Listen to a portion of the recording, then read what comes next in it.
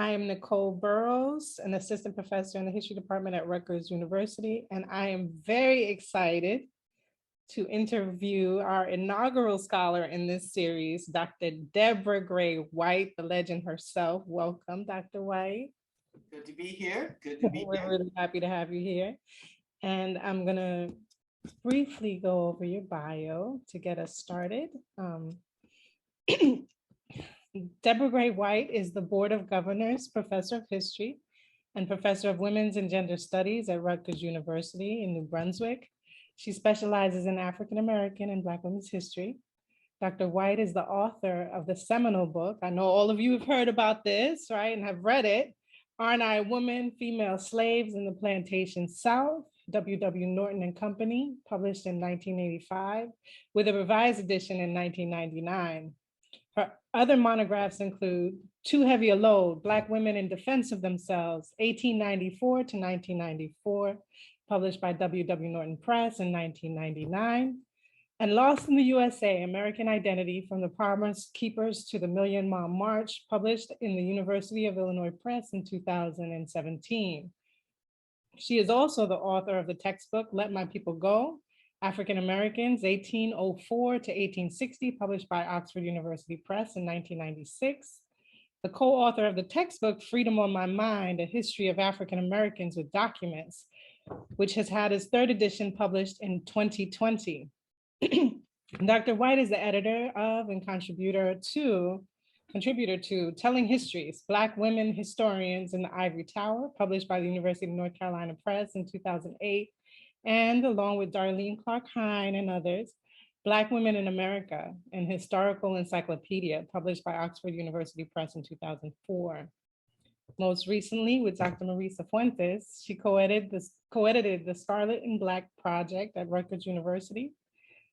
They published 3 volumes in less than 5 years. Volume 1 examines slavery and dispossession at Rutgers University. Volume 2 is entitled Constructing Race and Gender at Rutgers from 1865 to 1945. And Volume 3 is entitled Making Black Lives Matter at Rutgers, 1945 to 2020. She has received fellowships from the Guggenheim Foundation, the Woodrow Wilson International Center for Scholars, the American Council of Learned Societies, the American Association of University Women, the National Research Council, and the Ford Foundation. Dr. White is from New York City, yes. Her mother was a domestic worker, and she grew up in Amsterdam Projects. She attended the Binghamton University, which was then Harper College, where she became an avid tennis player and president of the Afro-Latin Alliance. She went on to obtain her master's in history at Columbia University, where she worked briefly as an elementary school teacher. And she went on to her PhD in history at the University of Illinois at Chicago.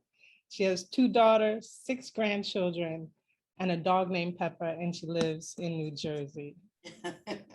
Dr. White. So why don't we get this party started? You know, you have such a powerful life story. So I just wanted you to tell us a little bit about your life and what made you pursue history. Well, let me just say I'm in the process of writing a memoir, so I can't tell you everything, and I'm not sure everything is going to be in it, but I will say that when I was in high school, I always liked social studies. It was always, it was my favorite subject, although, you know, I was pretty good in most subjects, but social studies was really good. And then in high school,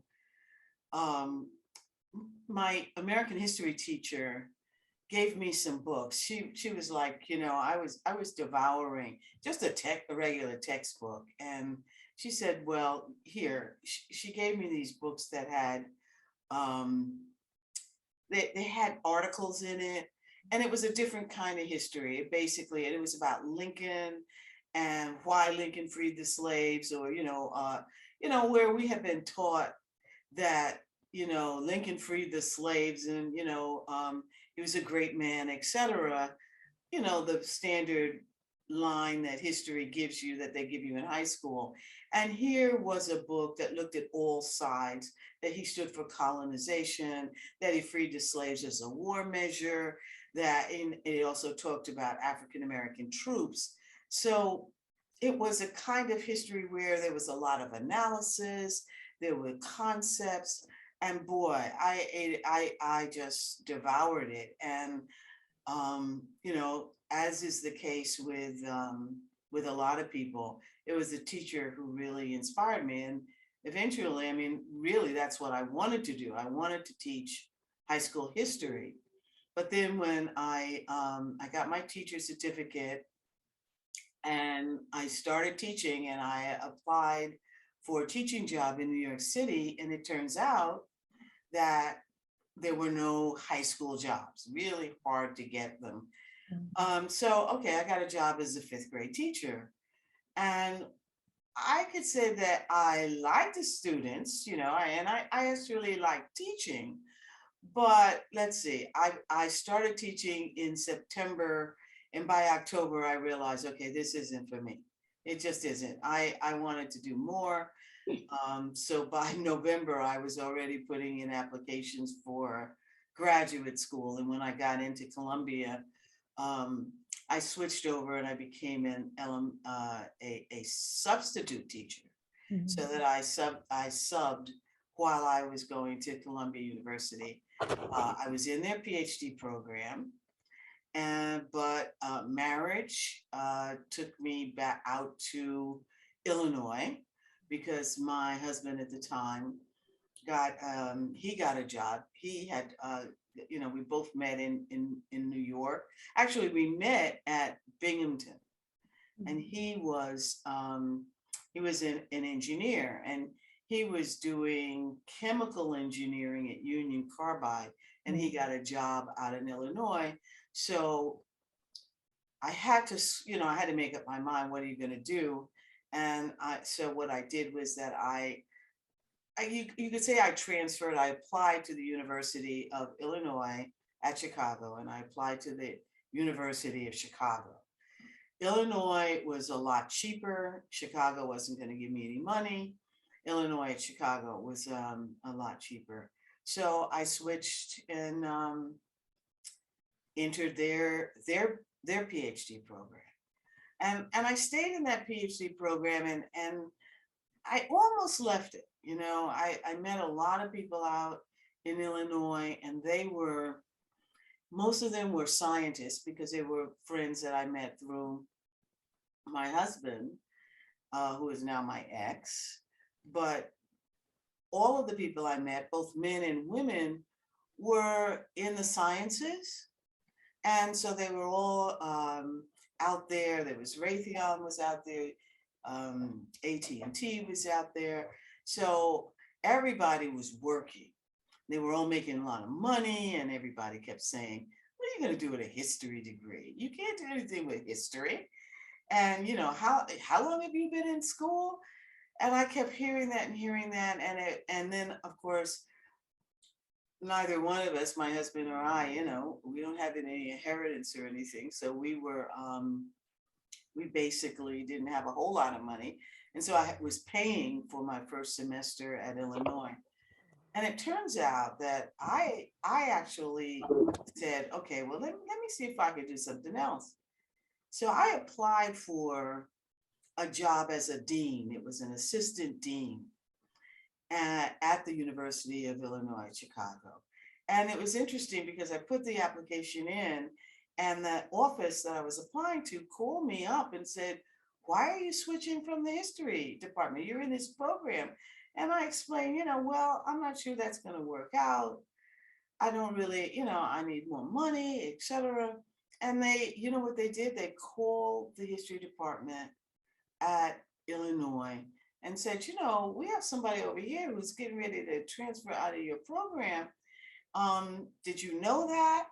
It turns out that Illinois then gave me a TA-ship. They hadn't given me a TA, and kept me in the program. And so voila, I managed to weather all of those criticisms about you staying in school too long, what you're going to do with a history degree, etc. And graduated from the University of Illinois with a degree in history and African American history too. Mhm. You've written in the past that Aren't I Woman? You said barely escaped the trash heap. So can you tell us a little bit about the kind of opposition you encountered and some of the challenges you had producing this work that was just absolutely pioneering in Black women's history? Yeah. Well, here's the thing. There weren't a lot of Black graduate students. I was the only one at Illinois, Chicago. And there weren't a lot of people who were doing African American history. So I guess, and certainly no one was doing African American women. Truth be told, no one was really doing women's history. So I had decided that I was going to do my dissertation on women in sports because as an avid tennis player, I was really interested in the history of Black women in sports. But then we started reading all of these books that came out about slavery. It was the early 70s. And, you had Time on the Cross that came out. You had Roll, Jordan, Roll that came out. You had Herbert Gutman's book on the Black family, John Blassingame's book, and they all came out between, like 1972 and 1974, 75. And we would read these in class. And I'm like, there's something wrong here. First of all, Black women were missing. And some of the interpretations I just thought they were very presentist. In other words, they seemed to be still answering questions about Daniel Patrick Moynihan, which he had written this report in 1965. And I'm like, okay, somebody's got to do something about it. And so I started thinking, okay, well, you can do Black women in slavery, since this seems to be such a popular subject. So I figured, okay, so maybe they just went to they just overlooked what was being said in the archives. Well, as it turns out, as we know subsequently, the archives, just like the people who created those archives, deleted us, right? So you're going to archives that are created by white men and women, and in some cases, Black men. And in each case, for their various reasons, they're not taking into account what Black women are saying, doing, writing, and then there's the whole issue of literacy. So the bottom line is I went to the archives. I couldn't find a whole lot. What I got, I wrote a dissertation, and the dissertation was rejected. And it was rejected in a mean and cruel kind of way, because even though my advisor said, you can work on this after you finish, one person on the committee said, no, you really haven't done any work. He was insulting. He basically said that I was lazy, that I didn't know how to do research. When I asked him, well, what do you want me to do? I've been in the archives. I can't find Black women. I mean, Black women are there, but they're not saying anything. He says, well, that's your problem. And so he rejected it. He said he couldn't sign off on it.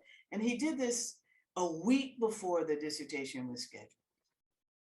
Even though I had given him the manuscript the previous April, he didn't read it to October. And the dissertation defense was scheduled for early November.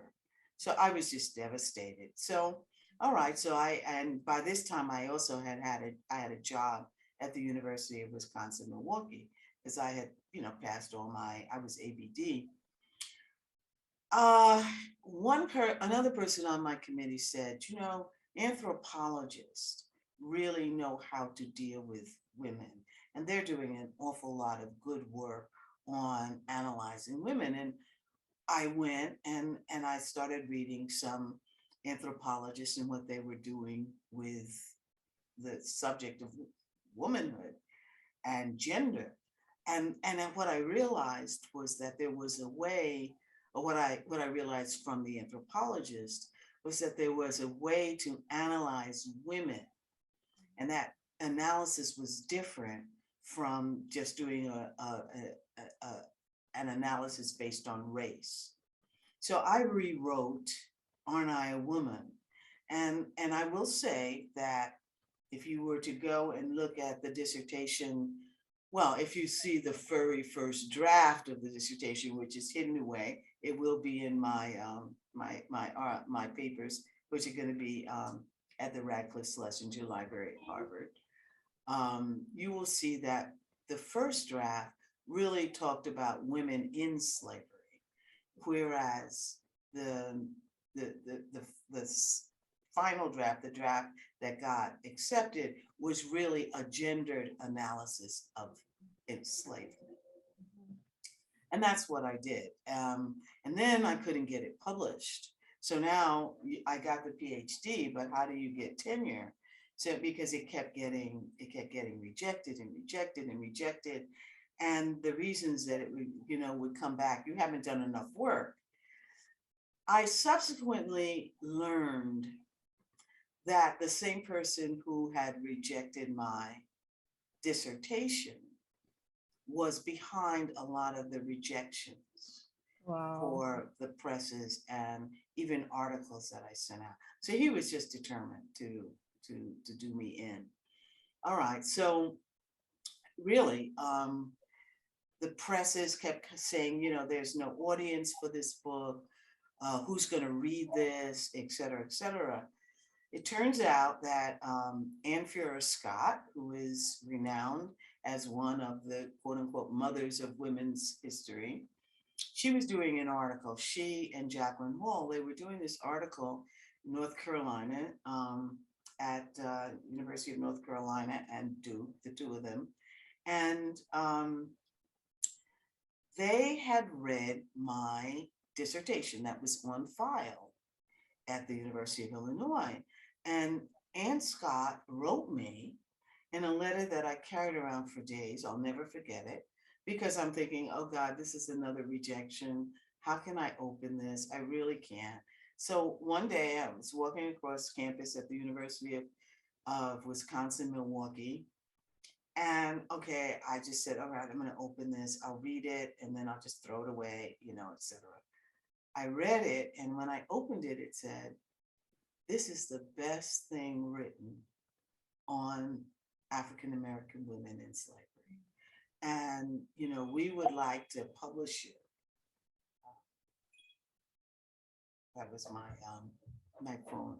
We would like to publish a chapter of it. And I was like, are you kidding? And then she added, I'm a reader for W.W. Norton. Mm-hmm. And if you don't have plans, and then she wrote, you must have plans already for publishing. Of course, she didn't know that I didn't. But if you don't, I will take it to W.W. Norton. And, I will basically, what Anne Furrer Scott did was act as an agent for me. She introduced it to W.W. Norton. Within a month, I had a contract. Wow. And that's what secured tenure for me. Mm-hmm. So, yeah, that's just one of those hallelujah stories. And also, it does also demonstrate how important it is to have people in your corner, mm-hmm. to have mentors, because the gatekeepers were really about to do me in. Mm-hmm. And also to stay true to your vision as well, right? Yes, mm-hmm. yes. I by the time Anne Scott and by the time Norton saw the manuscript, I had revised it several times. Mm-hmm. And also I had been told by my colleagues, at least my male colleagues at the University of Wisconsin-Milwaukee, that I could never get tenure with that book. Mm. And they said, if I were you, I would scratch it and I would just start all over. And I'm like, I can't start all over. First of all, I had a kid. And I was doing a commute back and forth between Illinois and Milwaukee. And I'm like, why? I got to go with this. My female colleagues, Margot Anderson and Carol Shamus, they were like, don't listen to them. Don't listen to them.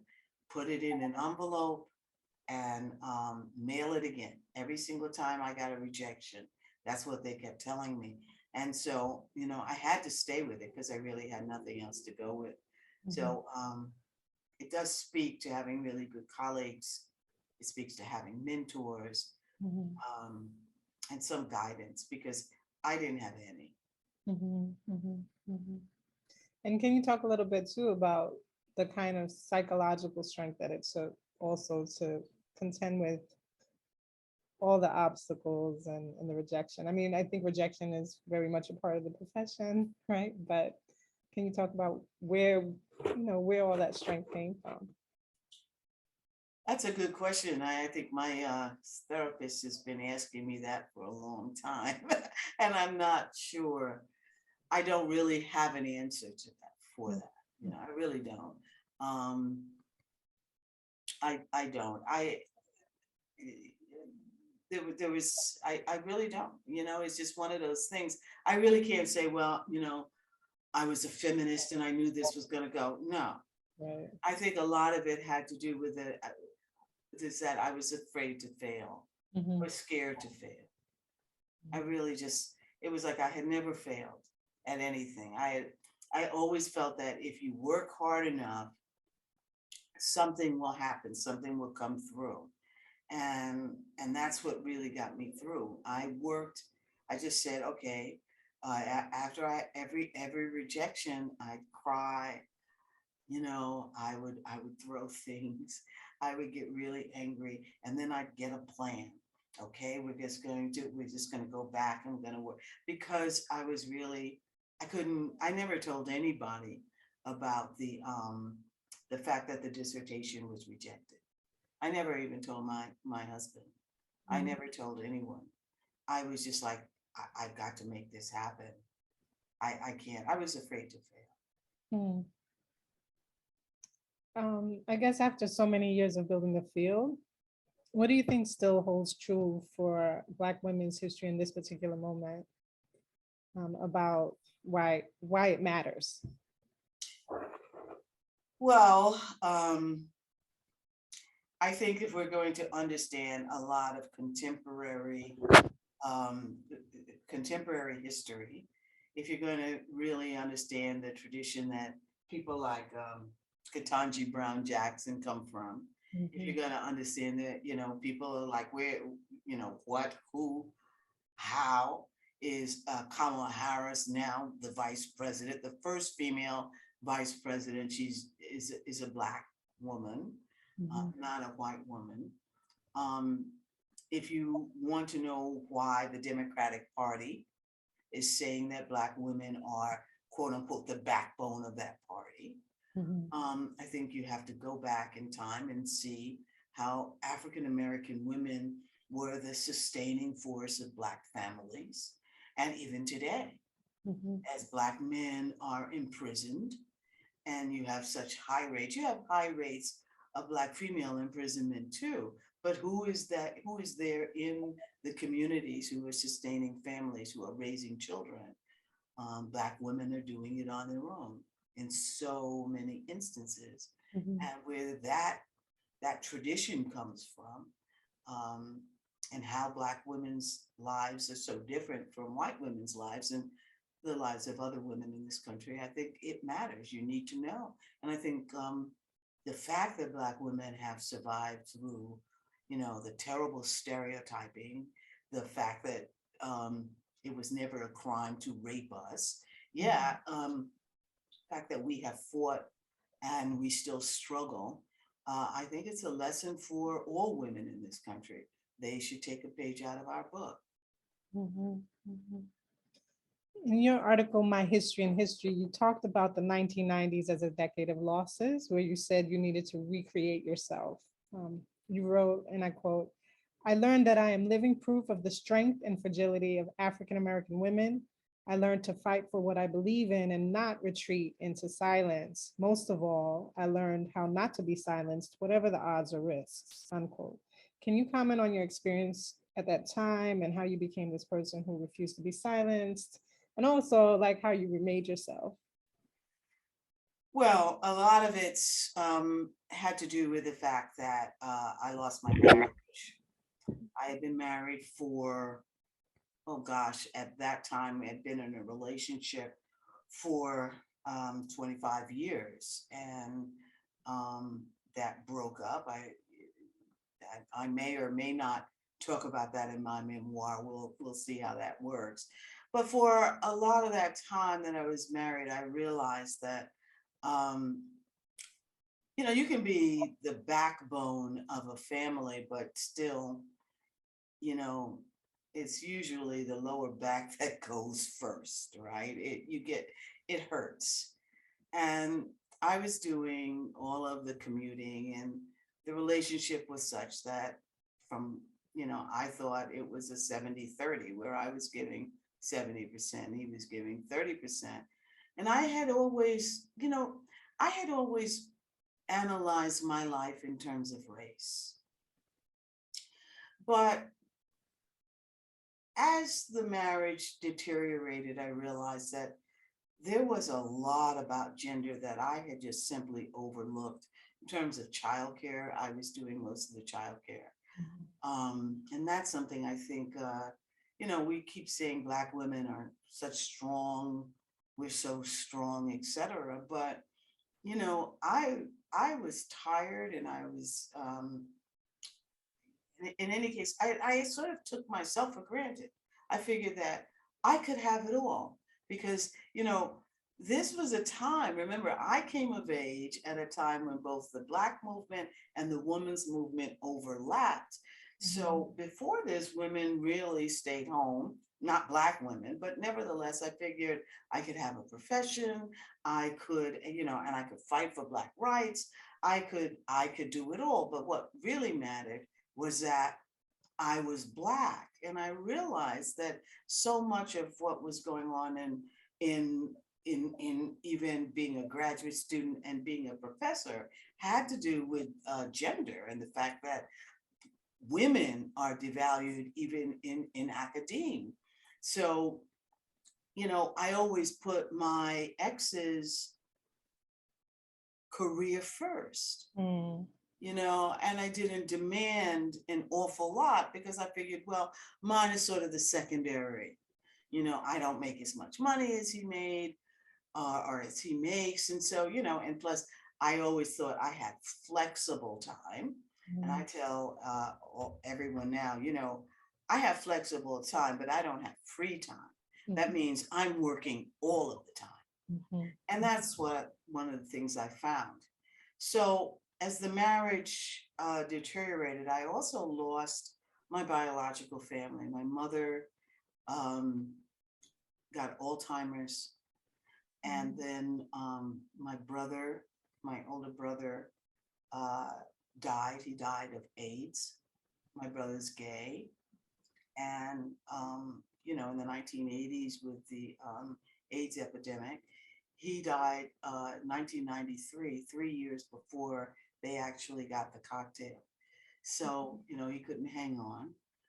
My father also died. So it's basically, I lost my marriage, I lost my mother, my father, my brother. I was the lone survivor. I buried all of them. And then I had to figure out, I had two children, two girls, and I had to figure out how I was going to mother them and also how I was going to support them, because initially my ex did not pay child support. I had to take him to court to get child support, and then we had to get his wages garnished and that all takes money. Right. So, okay, so now how does a historian make money? A historian writes. It's really interesting that if you look at 1999, you'll see that The second volume, the second edition of Aren't I a Woman came out. Too Heavy a Load came out. Let My People Go came out. They're all, so I'm just writing as, I'm trying to make as much money I was making as I could, and I would take any kind of honorarium to do talks. And in the process, I realized I also published a fifth grade textbook. And I'll talk about that in a minute. But it was then that I realized, you have to make a living.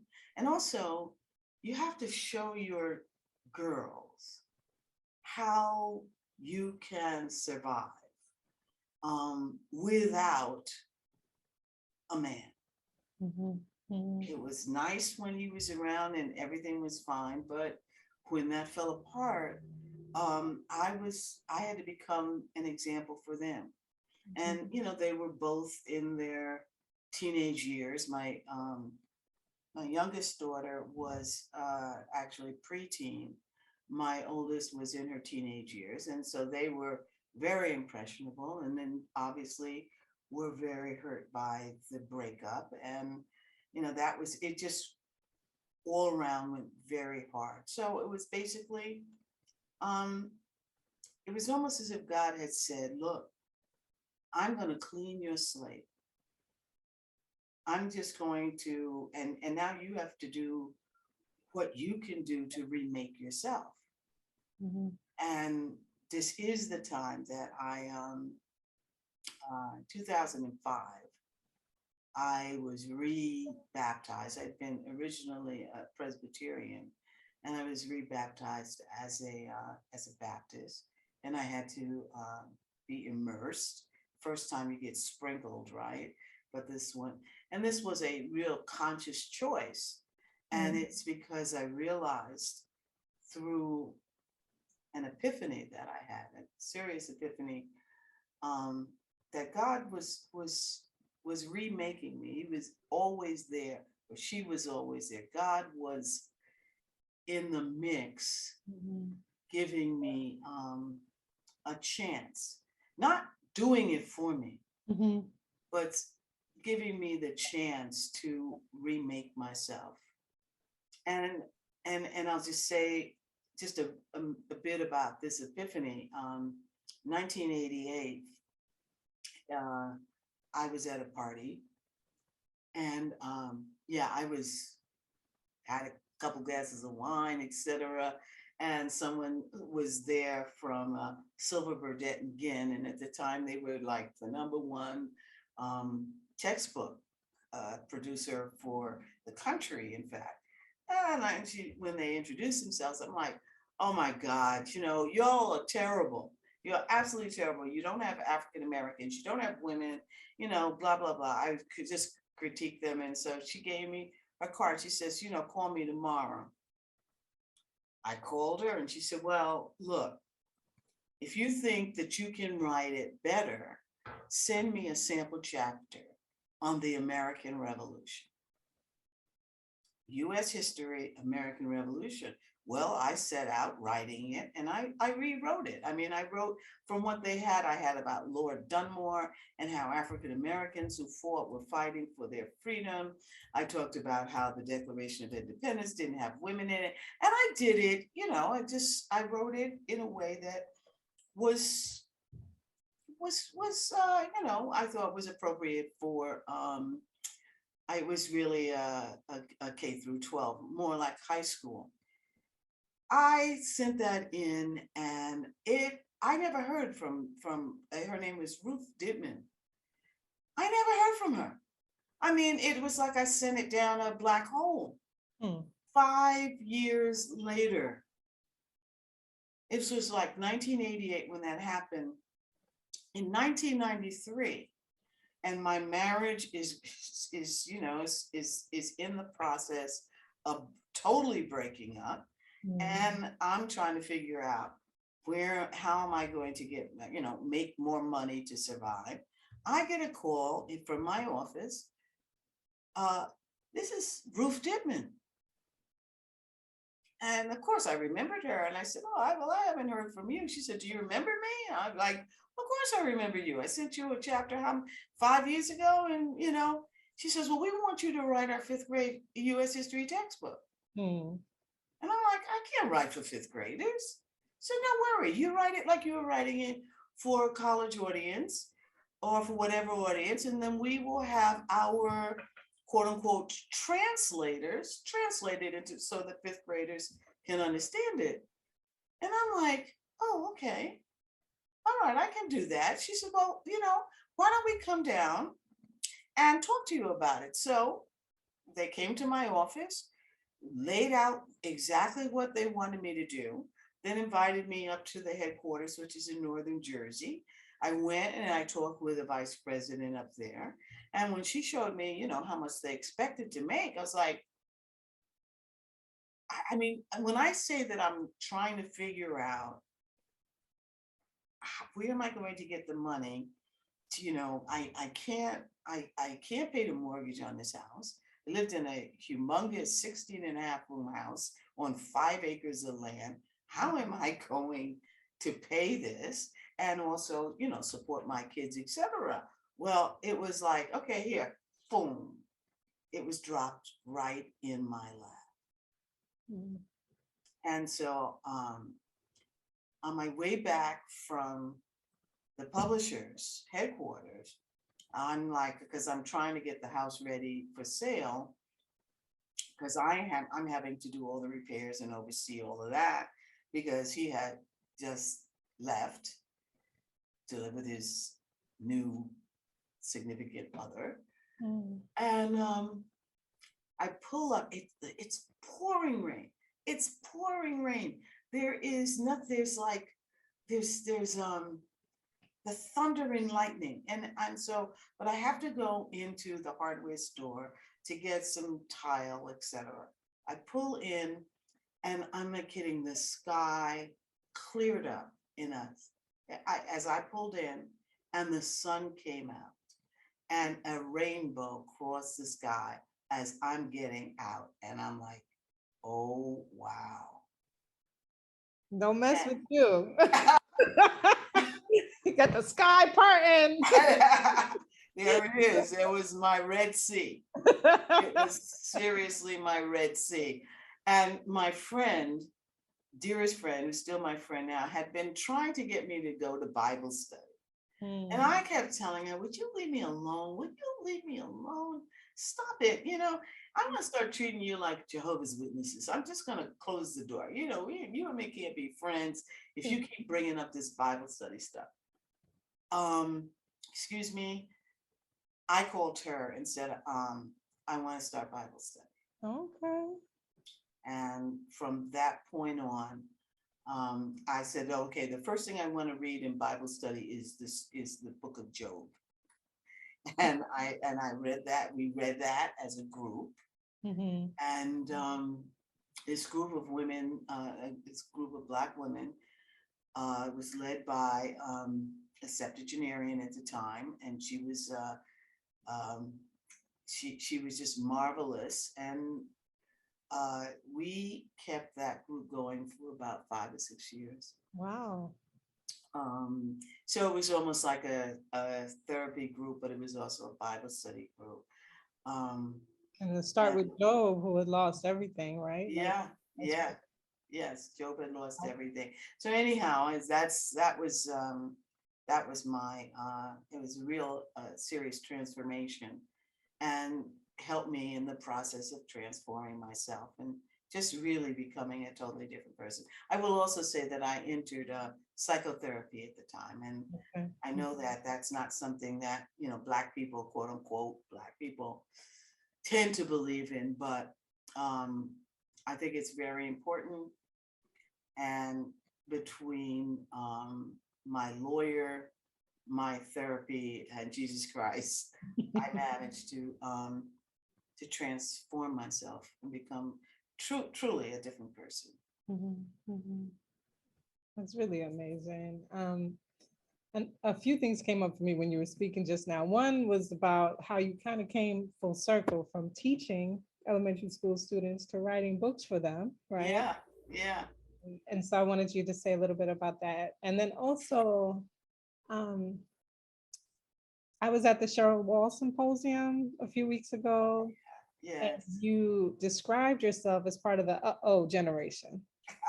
Yes. So I wanted you to say a little bit about that for this audience, if, just in case they don't Sure, I know, will. because that was really important, I think. Well, Cheryl Wall and I were, she was at Rutgers for a lot longer, and as some of you may know, she died really suddenly and totally unexpected.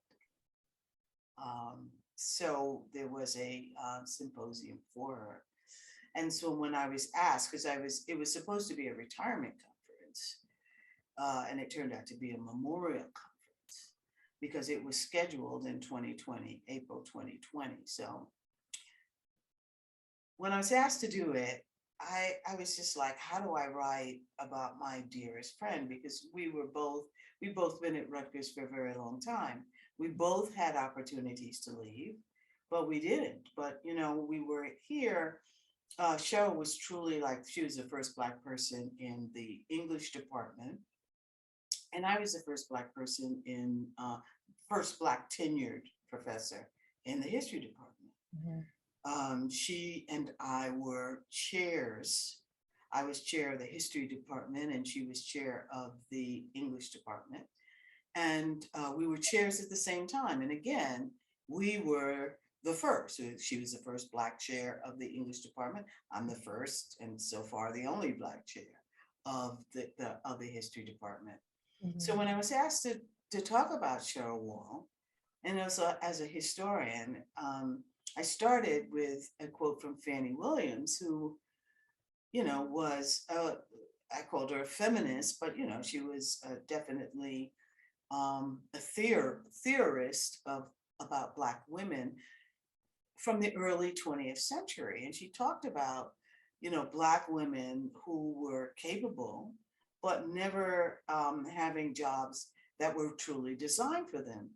So I thought, well, for the memorial, you know, I could call my little 5-minute presentation Back to the Future, because Black women have been doing things and fulfilling all kinds of roles that weren't designed for us from you know, the turn of the century. And actually we could go back to the turn of the 19th century as well. But I said, no, I could call this Back to the Future, but I want to talk about the uh-oh generation, because the uh-oh generation is uh-oh, spelled O-H dash O-H. Uh-oh, here they come. We were the first generation of trained Black, you know, trained Black professionals to hit the university in any significant number. There were always drips and drops, etc., but in any significant number. And when we did this, particularly in the early 70s and 80s, and all the white folks would be, some of my colleagues today, uh-oh, here they come. They're going to change, they're going to lower our standards. Mm. You know, uh-oh, we're going to have to change the way we do things, because, you know, they're going to start demanding this and demanding that.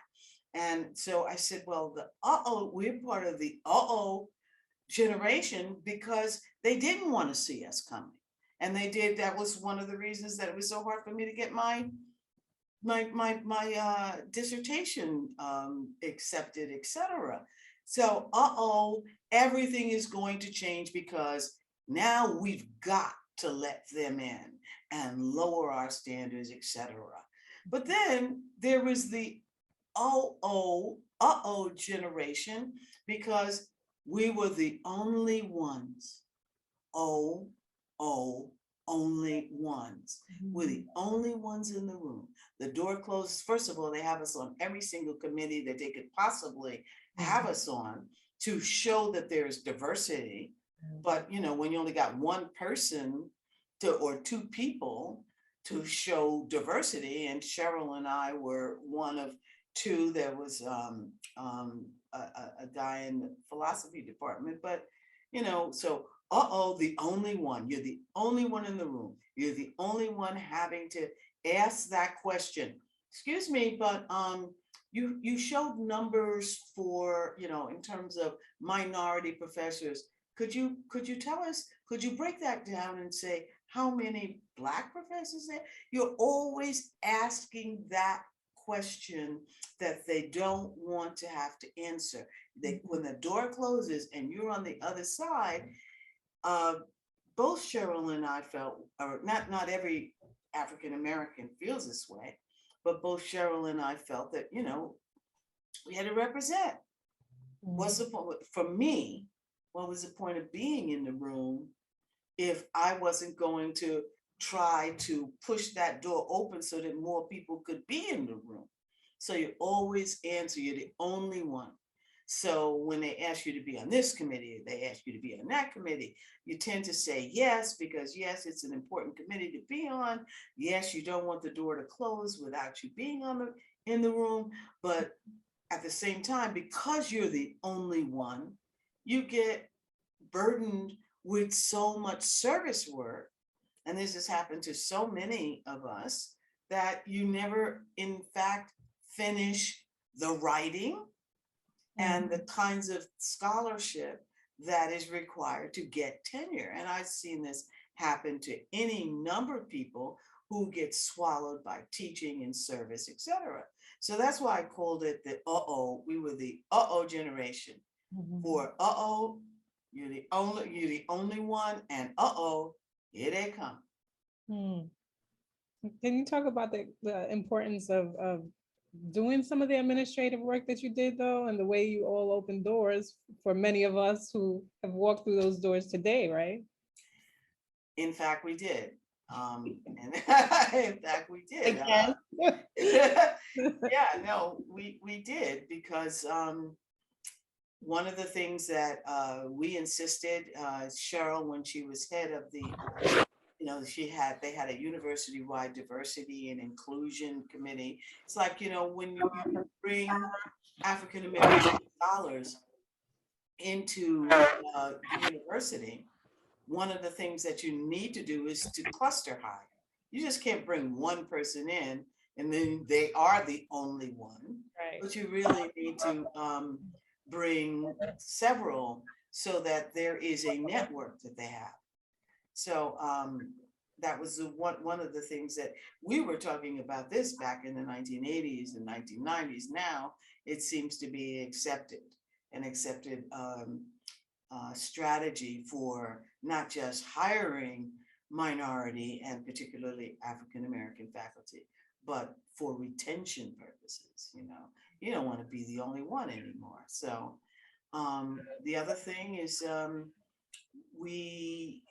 I know that I fought for African American studies and for African American history, because in so many disciplines, even in some at Rutgers right now, they don't believe that it's important to study African Americans. And let's face it, we see this happening in the United States of America now with this whole thing about CRT. Nobody knows what CRT, those people who are fighting against it have no idea what CRT means. But what they really mean is that they don't want Black history taught. Right? I mean, we understand it to be an institutional issue, but what they're really saying is that we don't want our white children to be to feel bad about what happened to African Americans. So let's not teach their history unless we can teach it in such a way that we're going to celebrate it. And there's no way that this country can celebrate slavery. They can change the name and call it servitude, or they can call us servants instead of slaves, but we know exactly what it is. So both Cheryl and I were the first she in the English department and I in the history department to say that this history deserves more than one person teaching it. Today, I'm really proud to say that Rutgers is #1 in the country. We have the, and you know, that's a big deal because we're #1 in the country in African American history, and we didn't have a center until this year, really. Mhm. So, you know, we beat out Harvard, we beat out Princeton, we beat out Cornell that have these huge centers in African American history. But our history department, because we do have many more than, you know, we have more than one person doing history, and like yourself, we got the best. So that's one of the things that that's what we fought for. Mhm, And mhm. when you go to the dean and they, well, why do you need more than one person teaching African American? Why? Because the field, you know, who's gonna teach it in the 18th century? Who's gonna teach about the Caribbean? Who's gonna teach you know, about the worldwide African diaspora? Who's gonna teach 20th century? You know, we need specialists. And to get that across, trust me, it takes a lot of sitting down with a lot of high level deans to say, yes, you need to put money into it. And Mhm. just like the Scarlet and Black Project. I'm glad you went there. That's what I was about to ask you about next. Yeah, it was like they asked me to do the to head this project studying African Americans in Rutgers history. Mhm. Now, they did this when Rutgers in 2016, when Rutgers was celebrating its 250th anniversary. Mhm. Now, it would have made an awful lot of sense for them to have started. If you're going to celebrate your history of the university in 2016, maybe you want to start this project in 2010 or 2009, 2008. No, they asked me in December, no, excuse me, November of 2015. Wow. And why? Because uh, the chancellor at New Brunswick asked some Black students, you know, what do you want to, you know, what do you think about the 250th anniversary? And what he heard from them was, why should we care? Rutgers isn't, you know, what are you going to do about Black people here? And then he realized that, oh my God, we totally forgot about Black folks at Rutgers. So I get a call, and I'm not kidding. This is like November of 2015. We need a study of African Americans at Rutgers, and we wanted to celebrate our 250th anniversary in the year 2016. And I said, that's in 2 months. Really? Well, you know, not only do we want a book. This is what the chancellor, we would like a little, you know, he said a little small book. And I'm like, well, you want a book? And he said, you know, we don't worry about the publishing of it because we have a press. Rutgers University Press will do it if you can get it together. And I'm like, okay, I think we can do it, but it's going to cost. You will have to pay researchers. Mhm. They paid our graduate students. We had about 16 or 17 graduate students. Not all were from the history department. Most were, but about 3 of them were not. And they paid them $20 an hour Mhm. to go into the archives, do all of the research, which they managed. They managed to research and also write articles ready for the summer of 2016. Marisa Fuentes, agreed to help me with this, and she became the co-project director. And Mhm. so what we did, we used half of our summer to edit these articles that came from our graduate students. We had it ready for the press to go the beginning of October. By November, they had it in press. And so I found out when they did the right in, you know, it was right after Trump was elected in 2016 Mhm.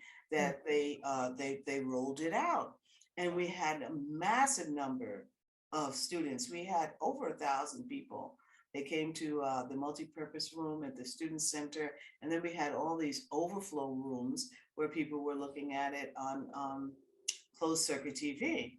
So we had all of the researchers on stage, and the president and all of the chancellors from all of the different sections of Rutgers, they were all there, and we rolled this out, and people talked at the graduate students talked about their research, etc. We also had Camilla Townsend, who was our Native American specialist, who directed undergraduate students to do research on the Native Americans at Rutgers. Mhm. The bottom line is we're sitting there, and the chancellor says, and this isn't going to be the first volume. We are going to continue this and bring it up to the present. Now, if anybody had had the camera on me, they would have seen me going, really? Who's doing that? I was doing, it did turn out though that we did put out 3 volumes, 2 volumes subsequent to Mhm. that. And again, the university did put money into this. They made a commitment, Mhm. and when Marisa and I added it all up, they put more than $1 million into this Wow. because they gave us the administrative support we needed. They gave us postdocs we needed. They did everything, anything we asked for, they gave it to us. They continue to support our graduate students for at $20 an hour through how many summers. And so that's how we got it done. Multi-layered strategy. Can you Yeah. say a little bit about each volume for our audience? Sure. The first volume is about the founders. Many of them were not just slaveholders, they were slave traders. Mhm. And they not only were the founders of Rutgers, they were the first administrators. One of, we found that one of the representatives, a big family here in New Jersey, the Freelingisons, his family was huge. He was head of the American Colonization Society in New Jersey. And he advocated, he basically said that Black people should stay slaves. We were subhuman. They used all kinds of terrible adjectives to describe us. But we also looked at New Brunswick and the free Black community in New Brunswick. Mhm. We looked at gradual emancipation in New Jersey to show that it was really not really emancipation, but it was just prolonged servitude. Mhm. So we looked at the curriculum, the early curriculum, and we followed that through the second volume. The second volume actually looks at the very first Black students at Rutgers, including James Carr, who was the first Black graduate, as well as the first Black graduates of New Brunswick Theological Seminary, since the seminary on campus was really the first iteration of Rutgers University, since the university was originally conceived as a place to train ministers for the Dutch Reformed Church. So we also, in that second volume, not only look at the first Black male graduates of Rutgers, since Rutgers was originally a male school, but the first Black female graduates, Julia Baxter, was the first Black female graduate of Douglas College, which was the women's college, which was the College of New Jersey, which now is an integral part of Rutgers University. We take that study up, the Black students at Rutgers, we take that study up to 1945.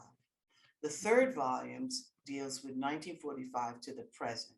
So we look at the impact of the GI Bill on Rutgers and the number of people who came in the 1950s. But really the true focus of that third volume is on the transformation of Rutgers and the late 1960s to early 1970s, when Black students on all 3 campuses, New Brunswick, Newark, as well as Camden, basically revolted and said, we want more students. So we look at the Black Revolution on campus at Rutgers. We bring it up then to things like the Imus affair. The third that volume is divided into three parts, and the third part looks at more contemporary things, such as the way that Donna Imus characterized the Rutgers football team. We look at the way one of our presidents um, said that black students, he used the bell curve, really were genetically disinclined to pass intelligence tests, etc. And the other thing that we do is we introduce our new president, African American Jonathan Holloway. Jonathan Holloway is a Black African Americanist. So when people say, well, what could you do with a history degree? Hey, you can become the president of the university. And he writes and does research still on African Americans in America. So that's just great. It's an incredible series and feat. So congratulations. Yeah, thanks. On making that happen in such a short period of time too. So I could have you here for hours, as you know, but I think maybe we can begin to wrap up by thinking about tips and strategies that you would like to share with folks who are watching. So I'm thinking about tips and strategies for writing Black women's history, tips and strategies for thriving in this profession, tips and strategies for maintaining joy when you're researching very difficult topics, those kinds of things. So why don't we just take those three? Yeah. I have like 10, but I'll limit it to three, I guess. Yeah, the first thing I would say, particularly for those people who are students, graduate students, is, and I wish somebody had said this to me, because you think you're a historian, and you are, but you are a writer first, because you really can't, at least in the history profession, and maybe it will change, particularly with social media and all of the outlets that exist now for putting your work out there. But as it stands now, to 2022, you're a writer first. And so what you need to do is to understand that, and understand and try to figure out what your process is. How do you write? When, under what circumstances do you write best? When do you like to write? There are all sorts of tricks of the trade, but that you are a writer first. Once you get tenure, you can, certainly you can continue to write and research, but in order to stay in this profession, you really do have to write. And so understanding that, and that there is no way around it. You can't service your way out of it. You can't teach your way out of it. If you want to be at a major research institution, if you don't want to be adjuncting all the time, or if you want to do work at a community college, then the writing is not going to be as critical. You still have to do a couple of articles, but nevertheless, understanding that you are a writer first, I think is really serious, and understanding your own personal process and how you write and how you get. It's so important. The other thing I'd say is understanding what I said before, is that you have flex time. And that's about enough time to hang yourself if you want, because, days go by and it goes by so quickly. And then you're like, well, oh, I'm going to get to it. I don't have to write today. I have time. You don't. You have flexible time, which means you can write at various times. You can write at 3 a.m. in the morning. You can write, on Sunday afternoons, or you can write from 9 to 5 or however, but you have flexible time, but you don't have free time.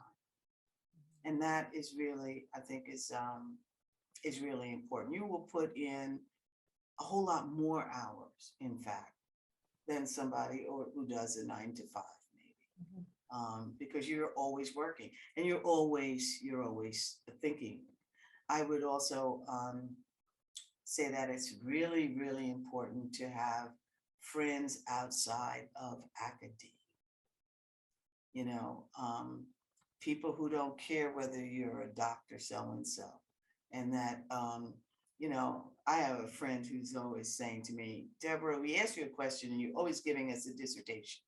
And I'm like, I can't help it, you know. You asked me a question about this, and so you know, but they don't care, and so I'm just Deborah to them, and I'm their friend, and it's so important to maintain and to really maintain really strong relationships outside of the university, because the university has its politics, and those politics can be lethal. And it's just like corporate America. You can get swallowed up by them. So it's nice to be able to have friends in the university. And I've had my share. Cheryl Wall was my dear friend. And, you know, we could sit and talk and chat. And it's really great to be able to say, you know, to have somebody to analyze the profession with, et cetera. So, you know, but definitely maintain your friendships. Yeah, outside of the university. I have a lot of other things that I could possibly say, but those are the three that I think are really the most important. And also, well, here's the other thing. Pay it forward. Pay it forward. You know, when you get there and you finish your PhD and you've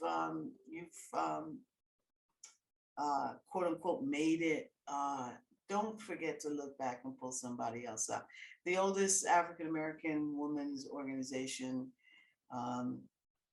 the National Association of Colored Women, the NACW, their motto was lifting as we climb. Mm-hmm. So, you know, always get out there and also lift. And also remember this. Don't take the rejection personally.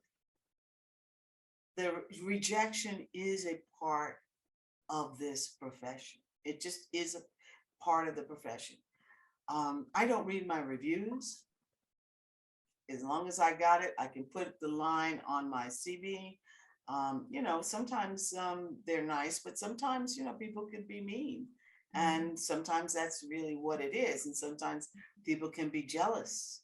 And so there are all those things that you have to deal with the profession, and that's the professional part. And I think that you definitely don't want to take it personally. You get a job, I'm going to give you, I mean, it's not just about the salary. Pay close attention to the benefits and make sure that you use your benefits and your 401s very carefully, because and that you actually talk to people about money. Talk to people about terms of your contract. People, you know, we stay silent. We don't want to know. And consequently, we don't know what there is for the asking and therefore the taking. There's so many things that this profession offers. But if we don't talk to each other about those things, we won't really know. We really don't know.